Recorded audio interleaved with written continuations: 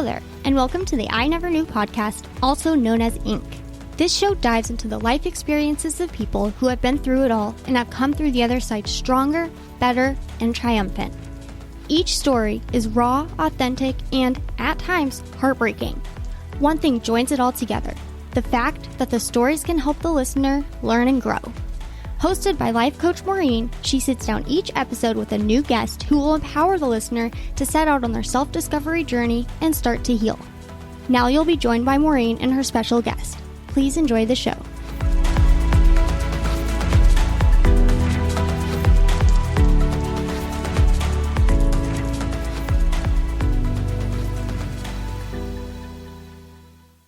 Hello, everyone, and welcome to this week's episode of I Never Knew But My Dog Did podcast. I am Maureen Scanlon, your hostess, or life coach Maureen, as most of you know me. I pride myself on the fact that I bring you, listeners, the most awesome topics and content. And being in the health and wellness industry, sometimes things get a little repetitive. And yes, we love mental health advocating and we love talking about overcoming. But today I think is super cool. And as soon as I saw my next guest's content, what he talks about, what he does, who he is, how handsome he is, I thought, you know what? My listeners need this as much as I do. So today I'm talking with Doc Rick. And Doc Rick is one of a few holistic podiatrists in the United States. He practices in South Florida since 1989, and he has this wonderful website. It's called startwithyourfeet.com, and I'll have that in the show notes.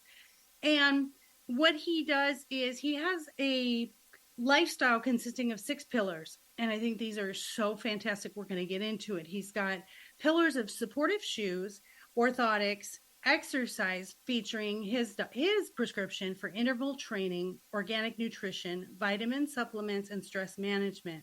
His goal is to self-empower people to take control of their overall health by looking to their feet as a starting point. His wife was diagnosed with fibromyalgia, and she inspired him to become holistic in his personal and professional life.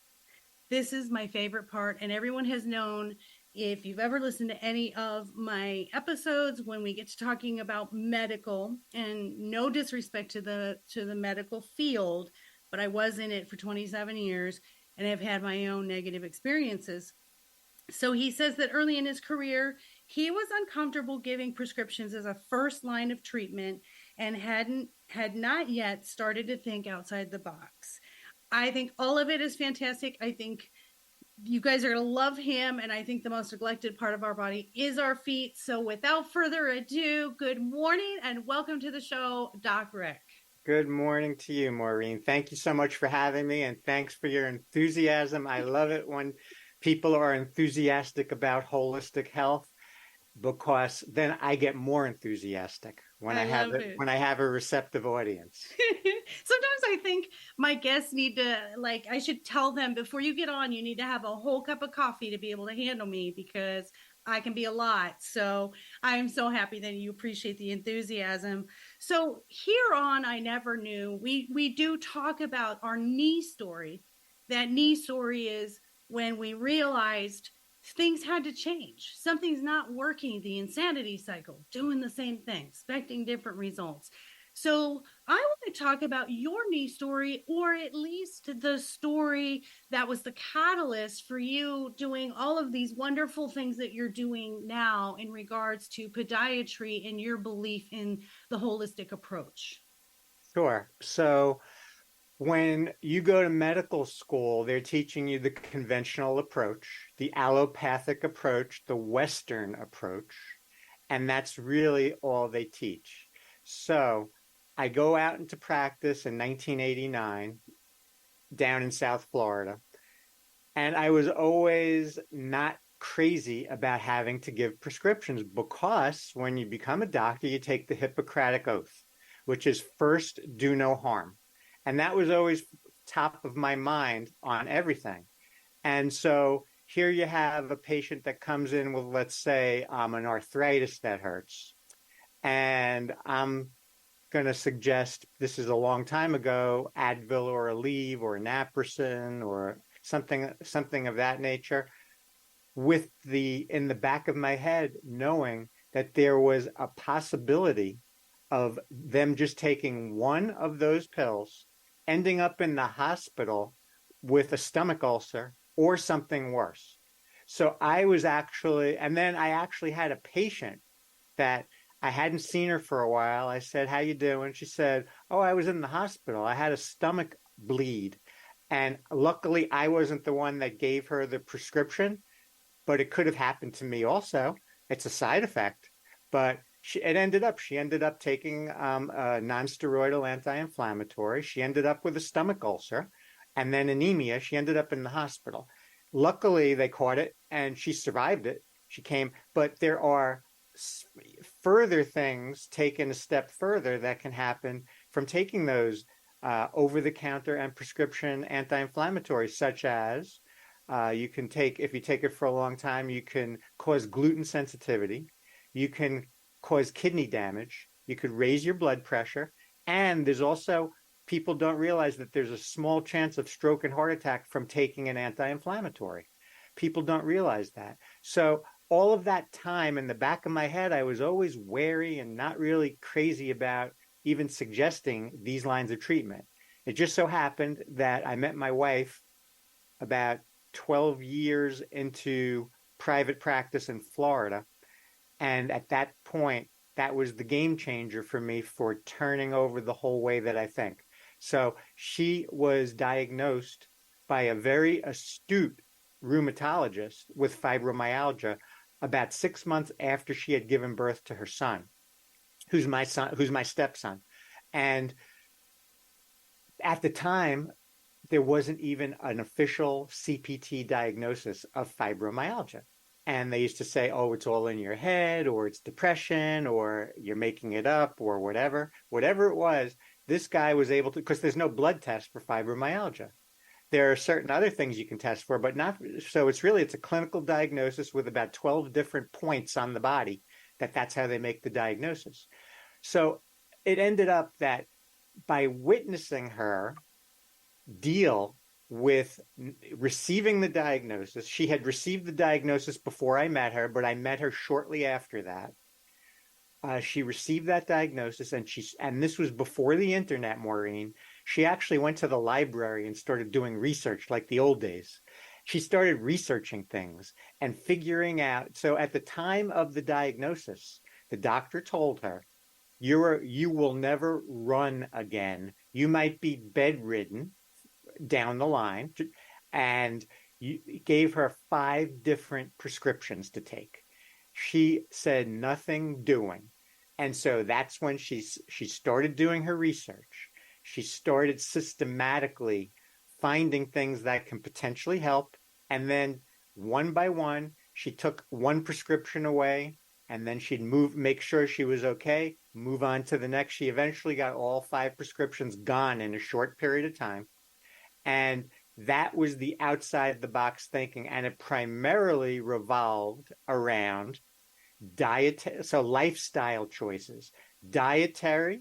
So the big thing dietary was going gluten-free. Gluten is the glue that's found in wheat, pasta, bread, cookies, cake, all of that. It gives it a little bit of a flexibility. So that's why people like it. It gives that texture. However, people can develop a gluten sensitivity. So gluten sensitivity happens when a large food molecule passes through the intestinal wall and your body treats it as a foreign invader. Then it has this whole inflammatory response to it. So that can cause 100 different medical problems, including rheumatoid arthritis, fibromyalgia, Crohn's disease, psoriasis, Hashimoto's thyroiditis. All of these things can be traced potentially to gluten sensitivity. There's no blood test for it. The extreme form of gluten sensitivity is called celiac disease. That is, you can blood test for that one, but that's a very small percentage. The vast majority of people are gluten sensitive. So if you have any of the 100 diagnoses that can be caused by gluten, the first thing that you need to do is you need to go off gluten. And it's talking, you have to look at labels. You have to look for anything that has wheat in it is going to have gluten. So you really, and so basically what you have to do is you have to do a very strict gluten elimination for 6 weeks without cheating. Then you notice your symptoms, or you get a blood test to check and see how your thyroid's doing, or you see how your GI is doing after you have done that. And if you are feeling better, then you know you're onto something. Then at that point, believe it or not, you can then reintroduce gluten into your diet only, I like to say, once a week. So you can have one cheat meal a week. Your body has rebooted itself.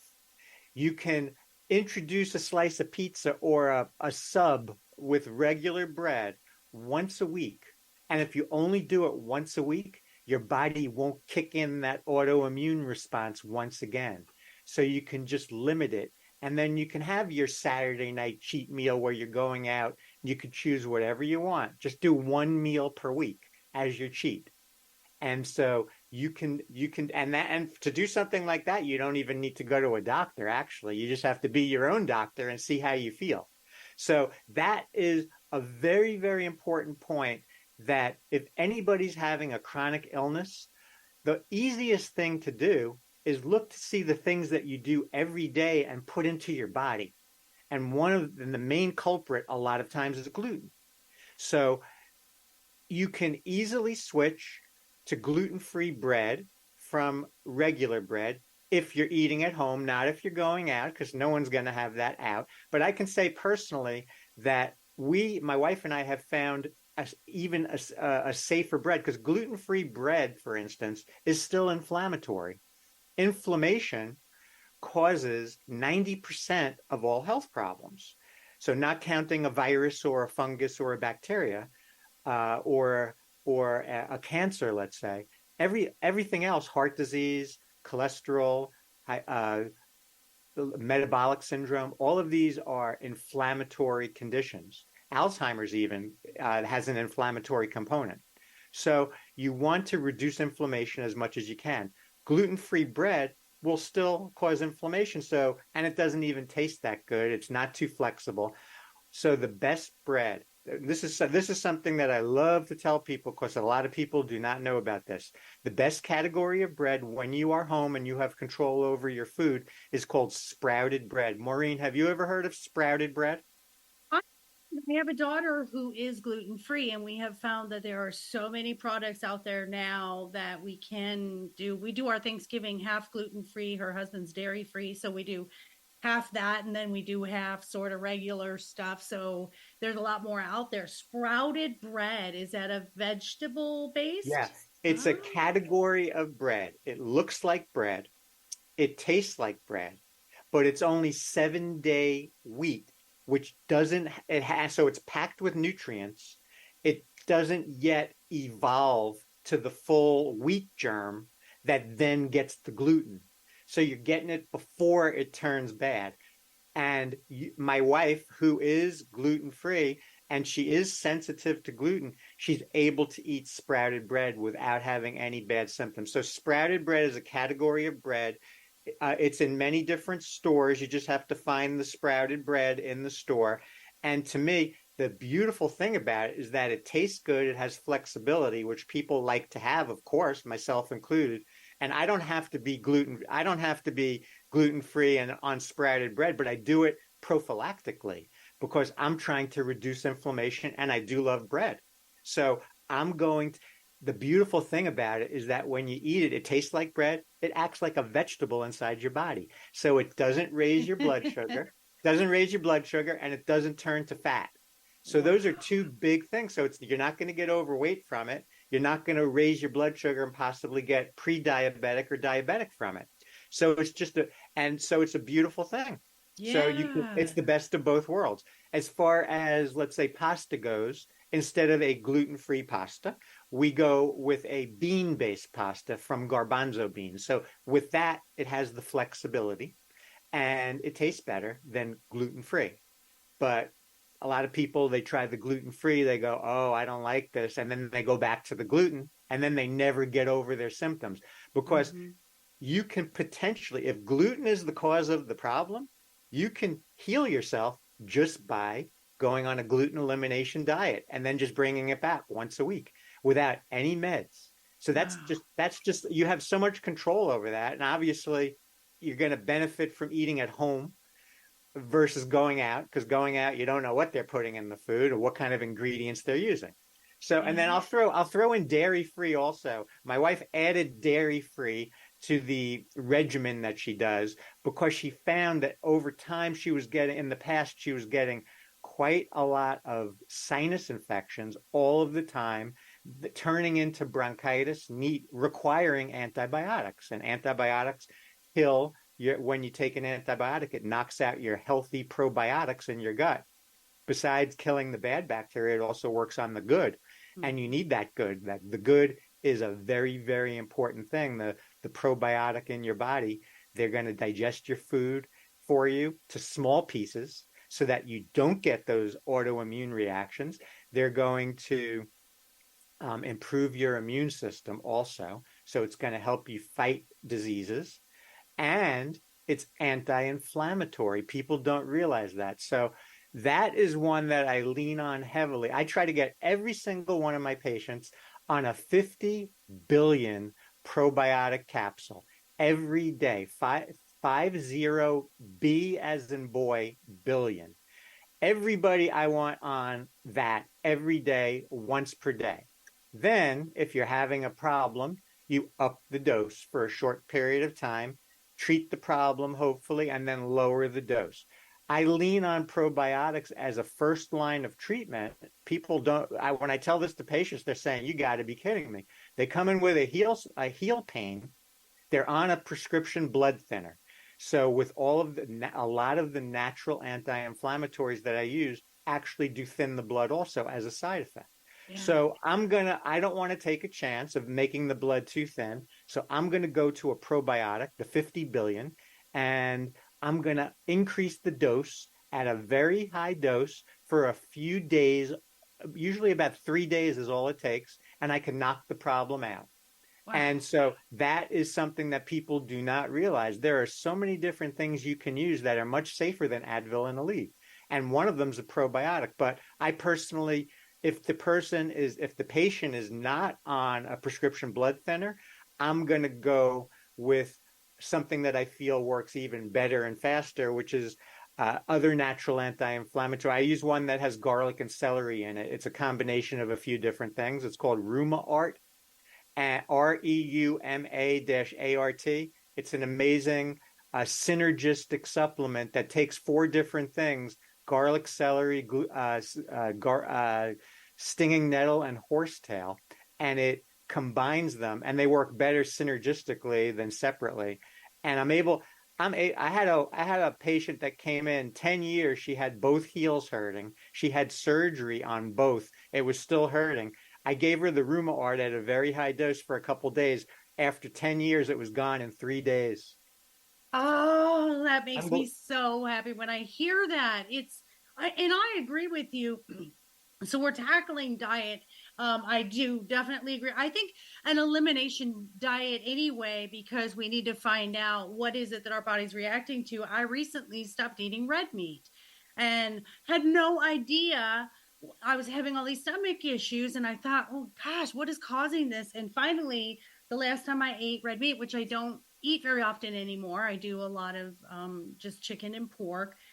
And I realized I was like, I can't eat this red meat anymore. And so eliminating stuff and then putting it back in, like you said, just paying attention to your body and how it reacts to stuff is absolutely key. I am so in with what you said about the Ruma Art and the 50 billion. And I take a lot of supplements. I'm into magnesium. I do CBD capsules, which cured my endometriosis, believe it or not, folks. Everybody knows that story. Let's see, what else do I take? We just do, of course, CoQ10 and all those things. So I'm really into the supplements. So I'm going to add those two into it. Also, back to the pasta.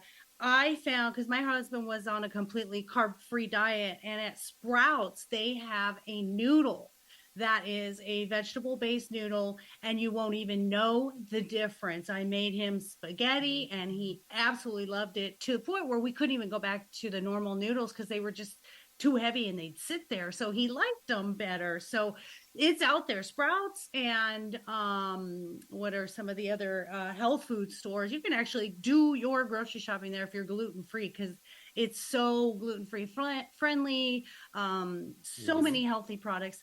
My only thing, and you know this as well because you and your wife do this, my only objection is how expensive they are with these with the healthier options. And it seems so strange that, because it does take more effort to obviously process these differently and to find these different types of products. But right. What I like to say about that is, I'd rather pay more now for the product than pay down the line, where you're going to pay with your health, getting some sort of disease, and possibly some big, ridiculous bill from the hospital, from being in the hospital related to the disease.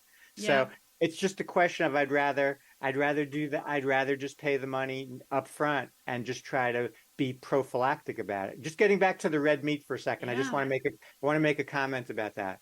So the red meat, obviously, it's gonna cause it can cause heart disease, as everybody knows. It increases your chances for colon cancer, but by going to I'm vegetarian for 7 years. By eliminating the animal proteins, you can actually not just stop heart disease, but believe it or not, you can reverse heart disease. So your body can actually repair itself and improve itself. And so if somebody can't do it full time, at least try to do it as much as you can. Take a couple of days where you're not having any animal protein, and you can reverse heart disease, which is incredible. There's no prescription that can do that. Yeah. And then here's another one that just blew my mind, that I just saw a week ago, a study talking about red meat increasing your chances for diabetes. It was the first time I saw that. Wow. And they were talking about all these, maybe having something to do, they weren't sure, maybe the chemicals that were part of the meat, or, in my mind, more likely, the food that the cow was eating was then contaminated with something that was then going to lead, when you ingest it, to the diabetes. Obviously, if they're eating wheat versus grass-fed. So if someone wants to eat beef, you want to eat grass-fed, because if they're eating corn or wheat, it's inflammatory with the wheat, so you're going to get that inflammation. And with the corn, if it's not organic corn, which it's not going to be in that setting, you're going to have GMO, and genetically modified organisms are carcinogenic. Wow. So you want to do that as little as possible. Wonderful information. And I'm here in the Austin area, and Baylor Scott and White is really the primary medical group here in Austin. And one of the physicians with that group I saw in Centennial in the Dallas area has just now linked arthritis to cardiac disease. So they're saying, if you have this, which is interesting because I've started having cardiac issues and I've had this arthritis for quite some time. So that's interesting too. So like you said, eliminate the inflammation, eliminate the diabetes, eliminate the cardiac, it's almost like no-brainer stuff. You know what I mean? Like, right. Nobody says that to us. They just throw medication at us. You and I were talking offline where I had that exact scenario where I ended up with gastritis and stomach ulcers from a long-term anti-inflammatory NSAID. And whether it's prescription or over the counter, your stomach eventually just the lining gets eaten away because this is just a Right. consistent thing you're putting in your body that irritates it. So I Exactly. love that we addressed the diet. Now I want to go to your pillars. I want to talk about your orthotics and your supportive shoes. What are some of the best ways to eliminate foot pain? Because I know, listeners, you are on board with me on this. When my feet hurt, everything hurts. Right. So, how do we start just eliminating? Because I'm a walker and I can only wear I have a very high arch and I love Nike shoes. And Hmm. no, I wish they were paying me to sponsor this, but they have a very high arch. And if I don't wear high arches, man, my feet are just in excruciating pain. So tell us what you think about or what Sure. you know about the supportive shoes. Sure. Yeah, it can be very simplified, as far as if you just know a few different things in regards to that, and you just take a couple of supplements between the shoes, the orthotics, and a couple of anti-inflammatory natural supplements, Mhm. you can do such justice to yourself as far as reducing your inflammation. So let's start with shoes. So with shoes, the thing that you want to know, the first thing is that any shoe that you wear should not hurt. So if you put a shoe that hurts, obviously that's not good. People go, oh, they're supposed to hurt. No, they're not. You need 1 inch from your longest toe to the end of the shoe. That your longest toe might be your first, second, or third toe. When you put any shoe on, or if you, especially if you're buying a new shoe, put the shoe on, feel with your, okay, the width of a thumb is 1 inch roughly. Go for your longest toe just past it, push down with your thumb so you're not hitting any toe. You want to see the shoe on the other side of your thumb. So you want to be 1 inch back. The best way to do that is having a shoe that is very firm behind the heel. The bottom part of the shoe behind the heel should not be squeezable. Most shoes today are squeezable. Expensive shoes even are very squeezable too. The cost doesn't matter. I've seen $20 shoes that are good. I've seen $300 shoes that are bad. So you need that. So just try to wear, especially if you're going to do any bit of walking in that shoe, let it be firm right behind the lower heel that you can't squeeze it too easily. You can have a little squeeze, but not where you can put your fingers together. Yeah. So that's one. The other thing is a lace or a Velcro to push you back into that firm uh, heel of the shoe. If you push back, then you're not only going into something stable from behind the heel to control motion, but you're also going away from the tip of the shoe. You're going to cut down on a lot of forefoot problems that happen, which are the majority of problems that I see in my office related to the toes, the bunion, the nails, all of that.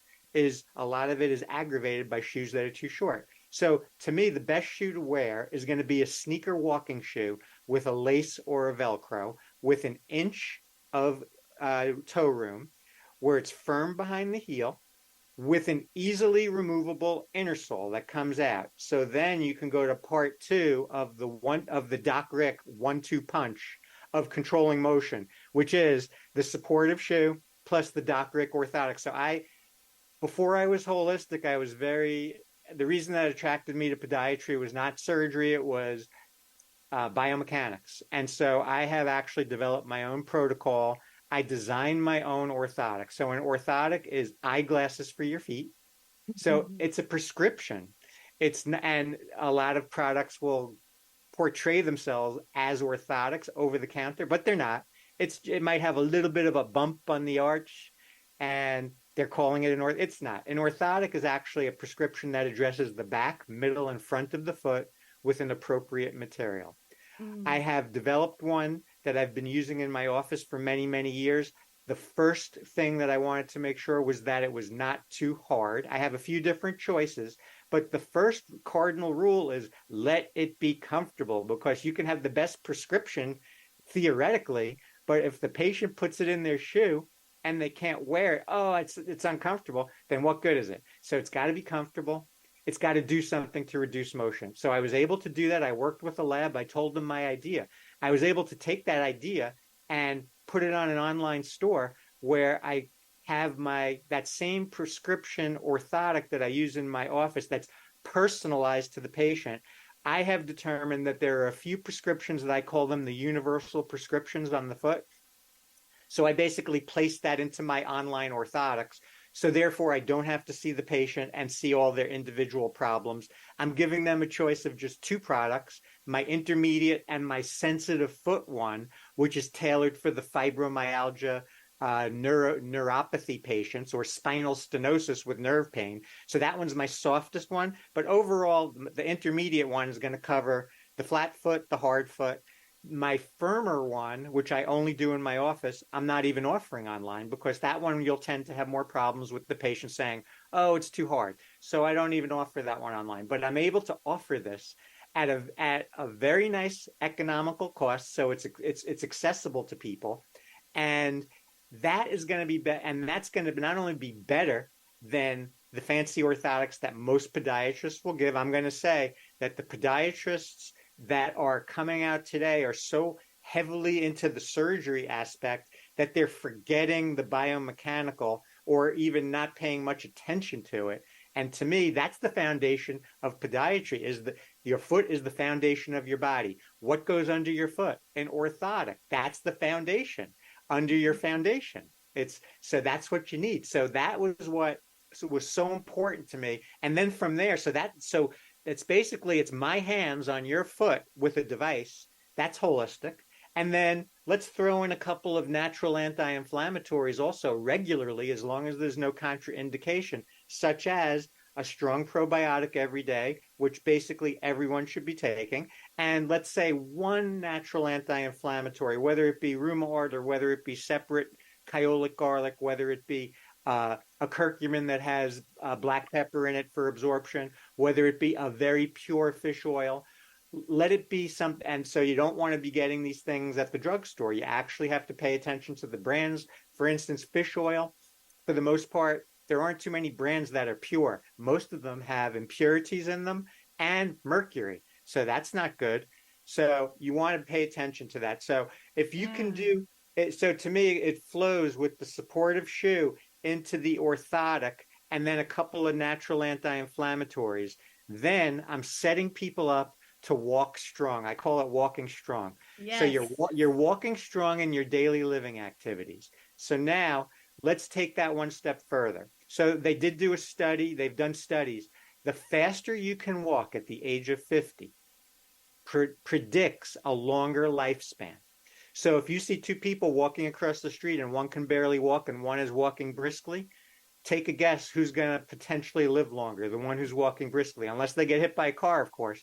But otherwise, they're going to live longer. And now that is something something to strive for. So whether if you are overweight, if that might be slowing you down, maybe your feet hurt. Maybe you're in a shoe that's too short. And let me just go back to the shoes for a second. Not only do you need the right length of the shoe, but if you have a wide foot, you have to take that in consideration also. So Maureen, you were talking about that you like Nikes. The one comment about Nikes is that they tend to run a little narrow. So if you have a wider foot, be careful with Nikes.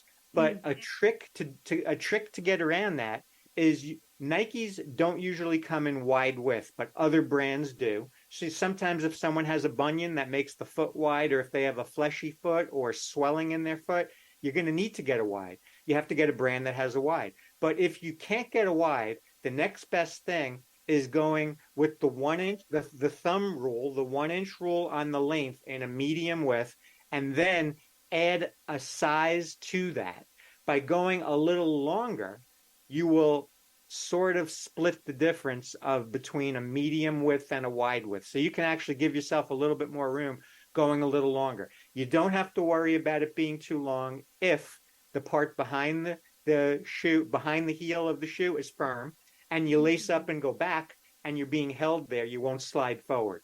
I love that. So all of it is about decreasing the movement. My husband and I joke. I mean, he says I have a little baby foot, which is very narrow, high arch. I have a tiny foot. I can wear a children's size 4, 3. And he has a toddler foot. It's just this, it literally is like a grown man with toddler feet, extra wide, extra thick, extra everything. So finding those wide widths, but we do find shoes that are more giving. And I want you to settle a discussion my daughter and I are in. I have a newborn granddaughter. She's 3 months old. And of course, every time Congratulations. thank you. That's why we moved to Austin. And every time I go over there, she doesn't have socks on, but that's just for now. And I love shoes for babies.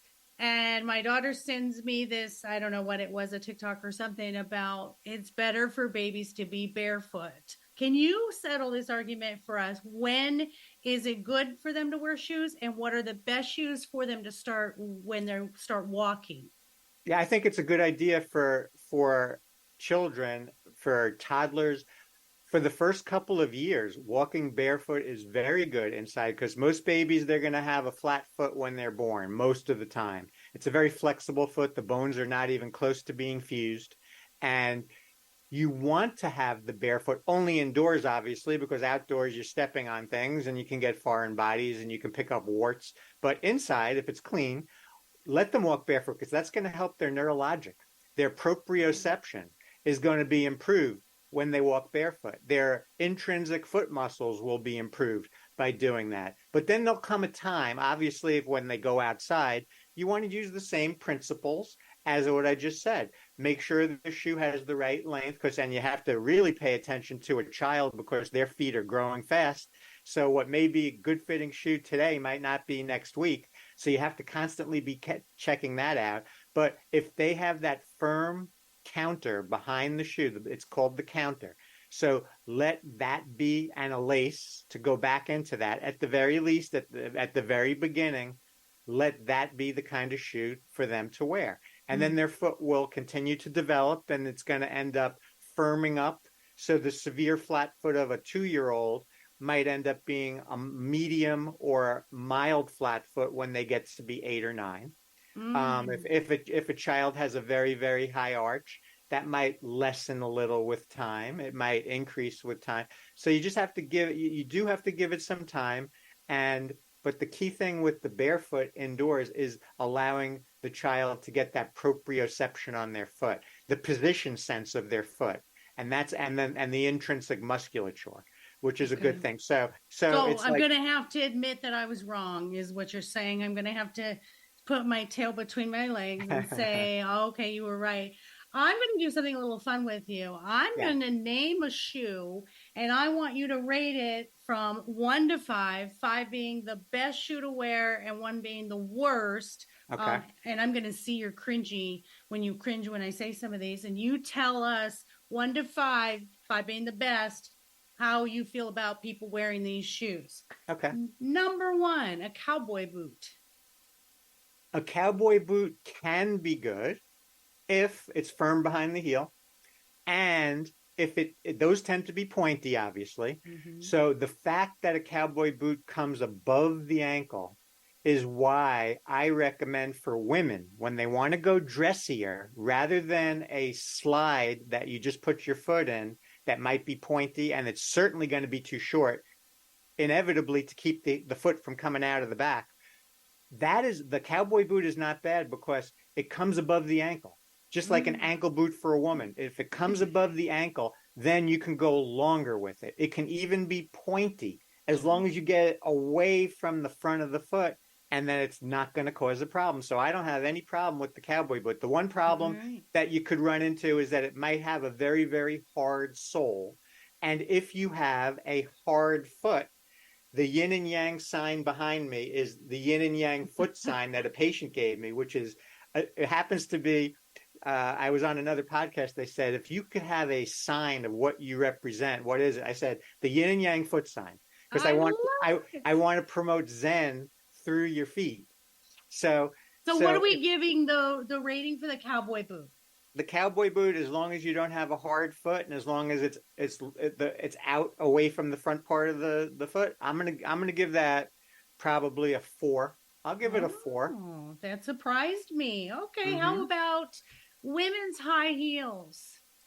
Women's high heels, the cardinal rule there is you don't want to go more than 2 inches before you start messing things up with the foot and the legs and the back. So 2 inches if you can as the maximum height.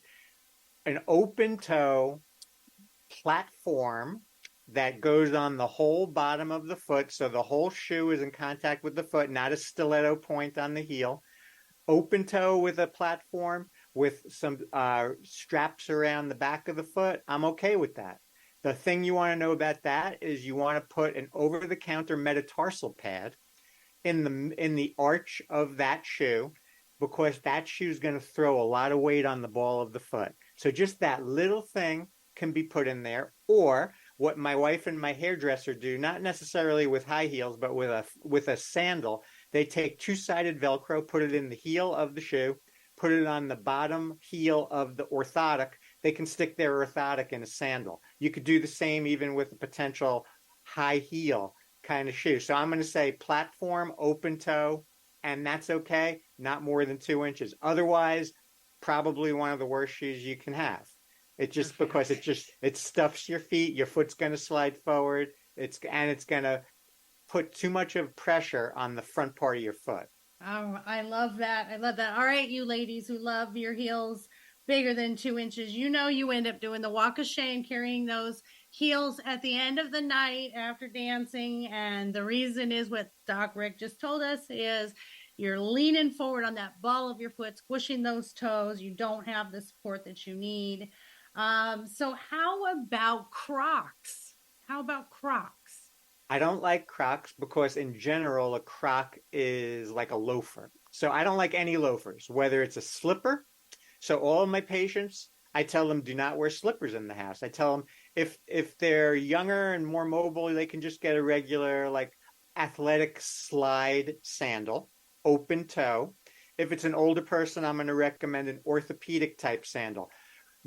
You do not want to wear the thong sandals, whether you're young or old, because it causes your toes to grip the shoe, to hold on to the shoe. So that will hasten a hammer toe and a bunion, and you can fall off the shoe. And typically they're very flimsy in the arch, so that's going to cause a plantar fasciitis heel spur problem. So instead of that, an orthopedic type sandal that's coming across the top of the foot, open toe, and then in my older patients, I want them with a strap behind the heel to mimic a closed shoe. So then you're going to take away the shoe pushing on the front of the foot, which is where most of the problems happen. The strap makes it more like a closed shoe, gives more stability. So that's my take on that. I am totally surprised, and I feel so called out because I'm going to pull my foot up right now. Slipper. Okay. So, I'm always wearing slippers, so not good, huh? Right. So you know what you do if you like that shoe. What I did to a shoe similar to that, I cut out the front part of the shoe. I just cut it away. I turned it into an open toe shoe, and that's my house shoe. Wow, I am blown away by not liking the Crocs because I feel like they're so giving and they're so wide, which is nice, gives you room to move. Loafers, I'm shocked at the loafers. I am shocked at the thongs. So I'm so happy you're giving us this information. This is fantastic because there you go, listeners. See, I knew you would get information that you did not know because I just did as well, especially the cowboy boot. I thought you were going to be like, no. So I have a question for you. There are places very common now that do reflexology. What do you think about reflexology and the fact that all the different places on your feet, those nerves go to different parts of your body, which why you have, obviously you're the expert knowing your feet are the beginning of the health of the rest of your body. What do you think of reflexology? I'm fortunate to have a husband who gives me foot massages at will, no asking, and it really changes my whole. I'll be sore until he gives me that foot massage, and then my whole body's relaxed. What do you think? Well, on that subject, I will say that goes in line with more like Eastern medicine line of thinking, and along with like the chiropractic meridians that are in the body. So you have all of these meridians that go down to the foot and connect to every part of the rest of the body. I have zero training in that. I have nothing against it. It's just something that it's a specialty field in and of itself. So that person's going to be trained in that. I don't have training in it, but I have no problem if somebody told me they wanted to go get reflexology. That's fine. The way I look at it is that I'm doing my own form with the Doc Rick's orthotics, where I'm putting the prescription in that's going to lock the foot in a strategic spot. It's going to bring the foot down in a strategic spot. So then I'm sort of doing my own reflexology and most notably cutting down on excess motion, which is not only going to affect the foot, it's going to affect the ankle, the leg, the knee, the hip, and the lower back. So that's why I say it's super important to know what your foot type is. So in my eyes, there are two general categories of foot types. One is the hard foot, which is the opposite of a flat foot. So everyone knows a flat foot. Everyone's heard of that. So the opposite of that is so a flat foot absorbs shock, and sometimes too much. So in my eyes, a mild flat foot absorbing a little bit of shock is ideal. Anything more than that needs to be addressed. Anything less than a mild flat foot needs to be addressed. So I call that a hard foot. That's a foot that hits hard. It doesn't absorb shock. So you put that hard foot on a hard surface at home. That's hard on hard. That does not go with the yin and yang foot philosophy. The hard foot in a cowboy boot with a leather sole, that's not going to go. So in that kind of shoe, if you have a hard foot, you try to get something, whether it's an orthotic that's very thin that you can fit into it, or an over-the-counter thin piece of soft material to give you that cushioning that you're not going to get with the leather sole or the hard foot. So that's the story that's why it's so important with the categories of foot. So that's why, to me, when you're 40, go to the eye doctor, get your eyes checked. Most likely you're going to need some glasses. But I say go to the podiatrist at 42, because the stuff you could get away with before 40, maybe you can self-treat. Once you hit 40, then these things that were brewing in the background for 10 years, they can start to surface. And if you don't address them then, you're going to get full-blown problems down the line. So take care of yourself with something without even spending a lot of money. I mean, the cost of eyeglasses are more expensive than the cost of my orthotics. So it's just something to me that, and I did this intentionally. I tried to keep the price as low as I could because I want to get them in the hands of as many people as possible. Yeah. And insurance covers a lot of this stuff. So I mean, not mine though, not mine, because I do it without taking a cast. And I did that intentionally because the insurance companies get their hands in everything I do. And I said, I need to come up with something that they can't get their hands on. So I designed this orthotic. And the fact that I don't take a cast allows me to say to the patient, no, I'm sorry, you can't send this in to the insurance because it's not covered because I'm not taking a cast. So that was my way to try to as a pushback against the insurance companies in a way. I feel That's why I'm a life coach, not a therapist, because I don't want them regulating what I can say and do for my patients, for my clients. I want to get into, before we run out of time, I hope that you want my signature cause I want to bring up. Absolutely. Let's go. It's called interval training. So I want everybody to know about this technique. Yes. Okay, so most people know it as high intensity interval training. Personal fitness coaches and trainers and big athletes, professional athletes, they know that term.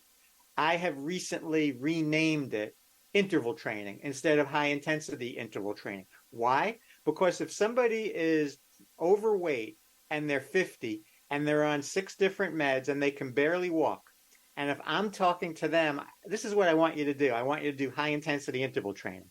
They're not going to get past the first 2 words. They're going to hear high intensity and they're going to say, I'm out of here. I'm not doing it. Right. So I wanted to soften it. I want to make it available for everybody, and I can make it available for everybody. So this is what happened. A colleague of mine who's very health conscious, when I was about 13 years ago, we were at a podiatry meeting, and he said, Rick, you got to check out this technique, high intensity interval training. and this doctor gives the prescription for it, and I said, that sounds really good. I'm going to try it.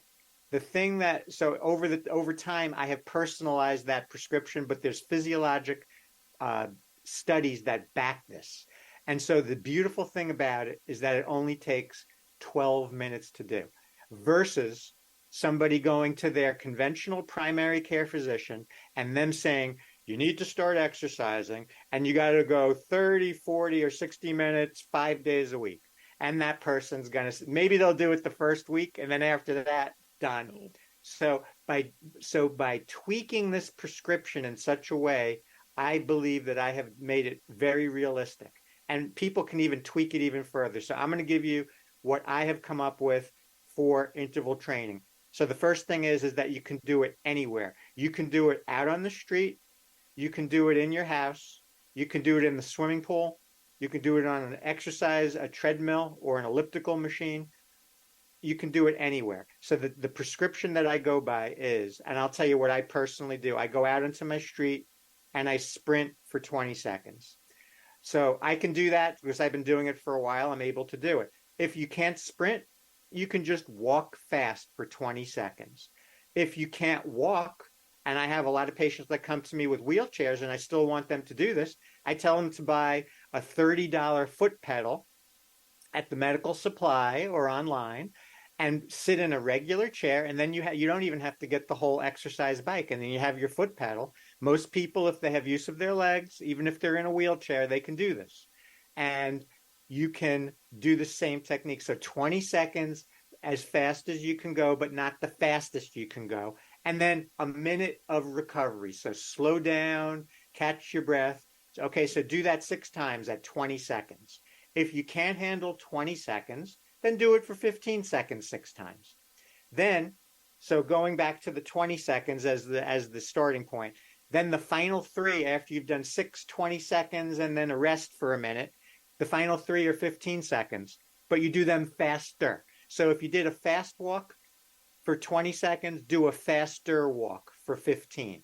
If you did a jog, do at 20, do a faster jog at 15. If you did a sprint at 20, do a faster sprint at 15. The key point to make is that by going faster at the end, you are building your body up, as opposed to a marathon long distance runner that's going to wear their body down. They think they're doing themselves such a favor by running in marathons. They're actually making their heart less efficient and they're wearing their body down. They're definitely going to have more overuse injuries in their back, knee, hip, foot, ankle by the distance and the time spent doing that. So I am not a proponent of long distance running. I am a proponent of long distance walking because that's gentler on the body. So if you want to get your interval training session in, if you are retired and have tons of time, get that first 12 minutes of your exercise. If you want to walk for 2 hours, first 12 minutes, do the interval training. Then walk for the next hour and 45 minutes if you so desire. Make sure you're in a good shoe. Make sure you have an orthotic in there so you have the good foundation. By doing this technique, it takes 12 minutes. Then you can potentially do it before you start your day.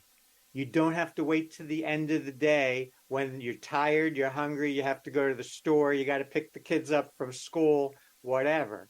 You can get it in the morning. I like to do it. Everyone's sleeping in my neighborhood and I'm sprinting on my street, but it energizes you and it gives a sense of calmness and zen also. It's the yin and the yang. You're getting energized. You're getting calm also from the endorphin release. You're getting the same endorphin release as if you did a long distance run. You're getting the endorphins released. So the benefit, so by you on a rainy day, I take that same technique. I don't go outside. I do jumping jacks inside, the same prescription. What does this do for you? When you can do so, and the key point here is you need a total of 2 minutes of the fast, however many intervals it takes. So if you can only do a 10-second fast, so you might have to do 10 of the 10 seconds and then 3 of the 5 seconds at the end. But make sure you total 2 minutes of the fast. But if you do 20 seconds and 15, 6 and 3 intervals of each, Then you're totaling over 2 minutes. Your whole workout's about 10 to 12 minutes. Done. Take your shower, go off to school, go to your job, whatever it is. The benefits of this technique are unbelievable. So the first thing is that you are going to increase your lung capacity, which is also a predictor of longevity. The longer you can hold your breath, the longer you will live. The second thing is, instead of a long distance run that wears your body down and makes your heart less efficient, you're actually strengthening your heart. So that's a great thing to start. You're improving oxygenation all over your body by the change of speeds. And if you can have a greater change of speed between your fast and your slow, you'll have more burst of oxygen. Oxygenation all over the body is a holistic principle to treat inflammation. So if you're getting people, there are functional medicine doctors that inject ozone in the body, which is O3 instead of O2, has that extra oxygen. They put it in a spot. Instead of cortisone, they're injecting ozone. It goes to the spot and reduces inflammation safely. That is so you're doing your own oxygenation of ozone therapy by doing this technique. You're also going to go into up to a 12-hour afterburn of fat. So if you're looking to lose weight, you start doing this every day or at least 5 days a week. You do your interval in the morning. Then as long as you don't eat a regular white flour bagel right afterwards, you won't negate the fat burning. So you'll go into up to a 12-hour burn of fat. So you can actually maintain weight or lose weight with this. As long as all of your hormones check out, you should be able to do that. So that's a very big thing. And the topper of it all is that it's anti-aging. It keeps your chromosomes long. If your chromosomes stay long, you will not age as fast. And I can tell you happily that I started doing this when I was 50. I just did my physical recently. I'm 63 now. My blood pressure is better. My hemoglobin A1C is better. Everything is better than when I was 50. And that's 12 years of interval training, healthy eating, vegetarian, and taking some supplements, and wearing shoes with orthotics to be mobile and vital through my daily living activities and through my exercise. So I walk the walk, Maureen. We can see that. I mean, the youthfulness that, you have a decade on me exactly. And I can see that it radiates from you. And I love the anti-aging thing because, we all want to appear young, be young, feel young. I think that's fantastic too, because I have a lake here we live in Pflugerville, Texas, right outside of Austin. And we have a lake and it's a 3-mile circumference. And how easy is that? You're not asking me to go to a gym. You're not asking me now you got to walk 3 miles here and 5 miles here. Right. We can do this. And my best friend is 70 and she's as energetic as I am. And we could do this. This is an easy integration in my life coaching. I'm really big on you need to have a morning routine or a morning ritual, and that includes movement. I always say get up and get moving, have a mantra, have affirmations, have a theme song, play your theme song while you're doing the intervals, one of those just pump you up, kind of get ready for your day. I agree with you. It's hard to get me to that lake to walk, but man, when I come home, I'm like, yes, I feel my blood pumping. I feel like my pain, my inflammation, everything. And that's the hard thing about arthritis or chronic pain is you have to keep moving, but the getting moving is the hardest part. So as we wrap up, this is amazing. I want you to promote everything where everyone can find you, where they can connect with you, any social media, anything like that, where they can ask you questions. So shoot away with us. Sure. Just getting back to the interval training for 1 second. The key thing is that you don't want to have to drive in your car to go to the gym. You want to make, especially if you're doing it in the morning, either in your house, on your property, in your building if there's a gym, or just go right down to the street, right where you live, and just go back and forth, back and forth. Make it easy. Don't make it a hassle. So that's an important point. So just to get that in there. to reach me, so my website's called startwithyourfeet.com, and that entails my philosophy of overall health. And if somebody wants to get in touch with me, it's very easy. DocRick@startwithyourfeet.com. As far as teleconsultations go, there are rules with podiatry that if the person is out of state, I'm not allowed to consult with them. But I can do generalized questions. But what I can do, which I'm starting to offer now, I'm starting to offer corporate wellness and for groups, virtual webinars, either a half an hour or an hour, where I can present either an abbreviated philosophy of Start With Your Feet, or I can expand it to an hour. Either way, I can do that virtually, and that I'm not causing any problems with privacy or with my license causing a problem. So that's the story with that. As far as my orthotics, the best way to get information if you want to get some information about orthotics is DocRicksOrthotics.com. It's a landing page that has pretty much all the information on one page. And then if you wanted to purchase, it takes you to my online store from Start With Your Feet. And then it ships directly to you. And it's very easy. All you have to do is put in your shoe size and your foot width, and if you're a man or a female, male or female, and that's basically the whole thing.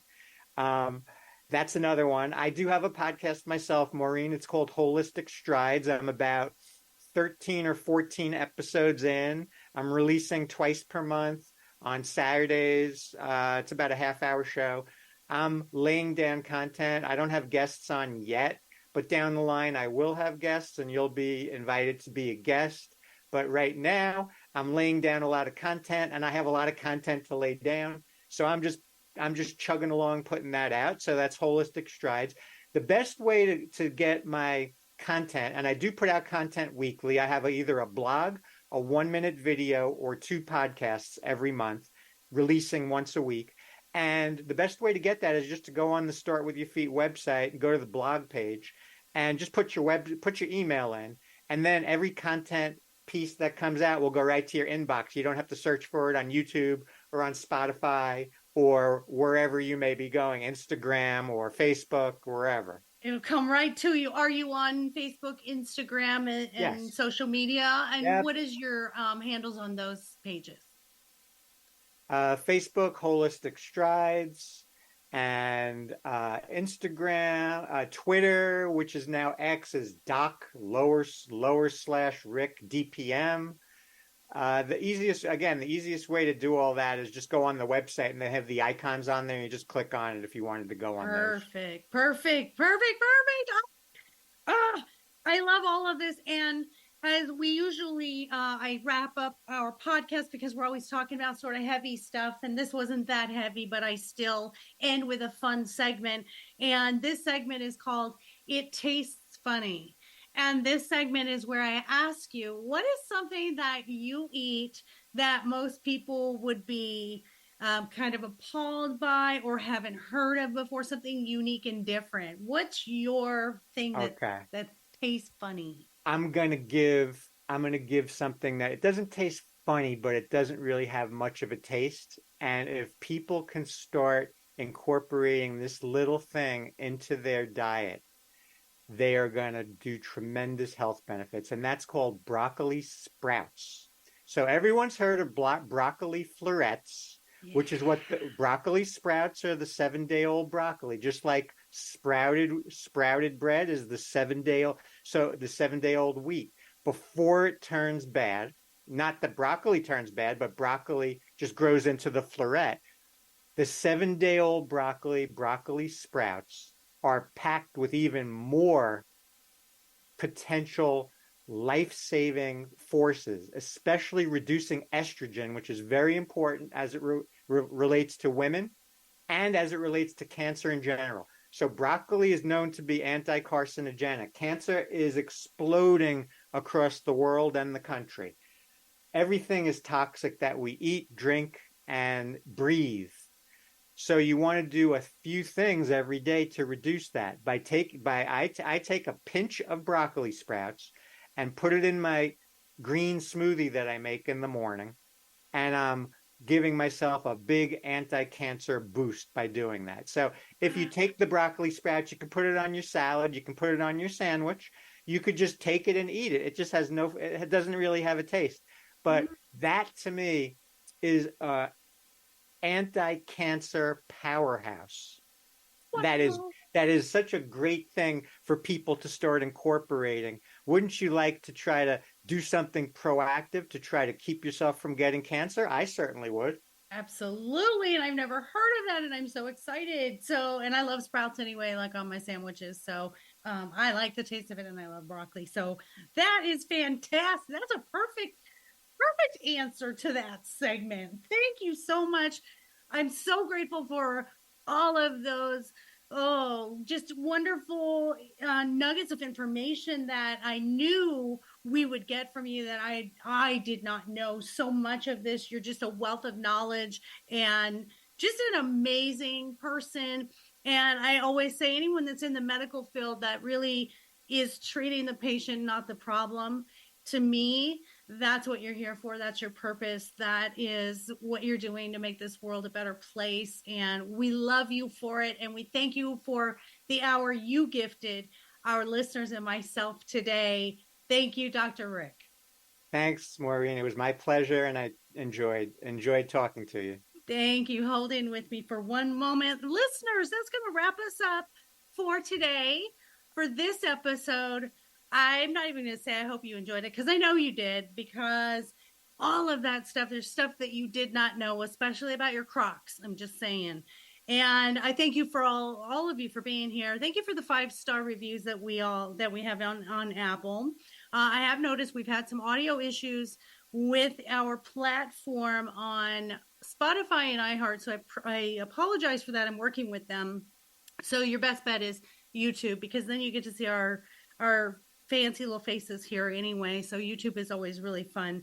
But go ahead and leave your comments, leave your reviews. If you want to be a guest, do not hesitate to reach out to me. I am so grateful this community is growing here at I Never Knew. We're all about making life better and making others understand that whatever you're going through, others have been through it and they're resilient and overcoming, and you can be too. If you're experiencing any mental health crisis, please do not hesitate to reach out to your loved ones, to myself or 988, and get the help you need. There's no shame in getting help for your mental health. And let's see, housekeeping. Of course, my books, My Dog is More Enlightened Than I Am, and My Dog is My Relationship Coach, are available on Amazon, Barnes & Noble, all the places where you get your stuff. I have book 3 coming out soon before Christmas, a children's book, and it is about mindfulness, and you're going to really enjoy that. So I'll let you know when that is finally out and give you a link to that. Last but not least, our boutique for our puppies. We will be in Round Rock at a huge pumpkin fest this week, selling all of our fantastic products from our boutique, our healthy treats. It's all holistic treats for our puppies, paw bombs that are homeopathic, lickable, safe, shampoo bars that are also organic. They fight allergies, keep ticks and fleas away. So we've got a lot of really, really fun stuff, plus safety stuff for your dog, safety seat belts, paw washers, all kinds of fun things. That is online as well. MyDogIsEverything.net. So go on there and order some stuff. Holidays coming up. Order it for all the pet lovers in your life. Once again, I love you all. So take care of yourself. Take care of each other. Most of all, please take care of those furry babies. And be sure to adopt, don't shop. Until next week, love you all, and mwah!